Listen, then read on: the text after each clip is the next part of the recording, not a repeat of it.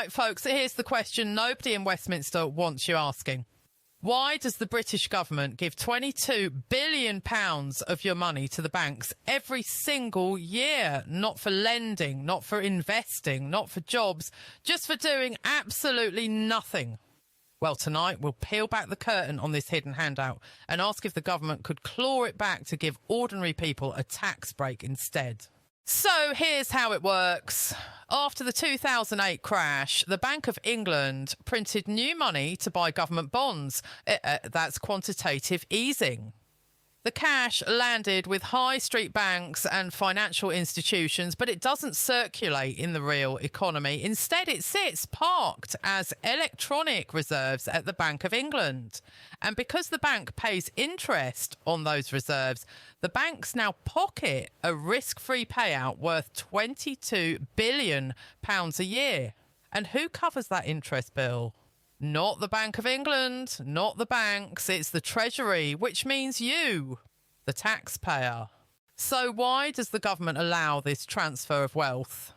Officially, it's about keeping monetary policy stable and protecting the financial system. In plain English, it's easier for the Bank of England to control interest rates if it pays banks to hold reserves. But the unintended consequence is that taxpayers are underwriting massive profits for banks at a time when families are struggling with the cost of living. In other words, stability for the banks has come at the expense of fairness for the public. If you think people deserve answers on this, smash that like button and subscribe, because this is one story you won't hear on the BBC. So let's imagine that £22 billion wasn't handed to banks. What could it fund instead? A 2p cut in income tax, or 120,000 new nurses, or 200,000 teachers, or a real dent in household energy bills.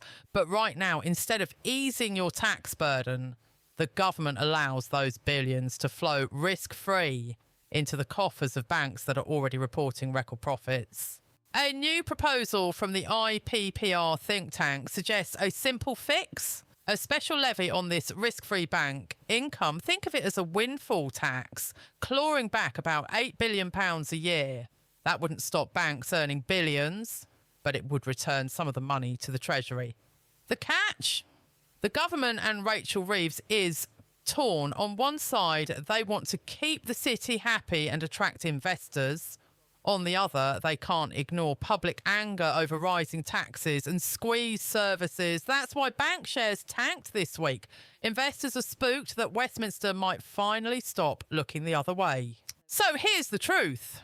Every time you hear a minister say, Britain can't afford tax cuts or there's no money for the NHS, remember this, we're already paying out £22 billion a year to banks for nothing more than parking their money at the Bank of England. The government chooses to let that continue. The question is, will they keep subsidising banks, or will they finally give ordinary people a break? If you found this eye-opening, don't just click away. Hit like, hit subscribe, and share this video. Because the more people understand what's really happening with Britain's tax money, the harder it becomes for them to operate in total secrecy. Take care, guys, and I'll catch you all on the next one.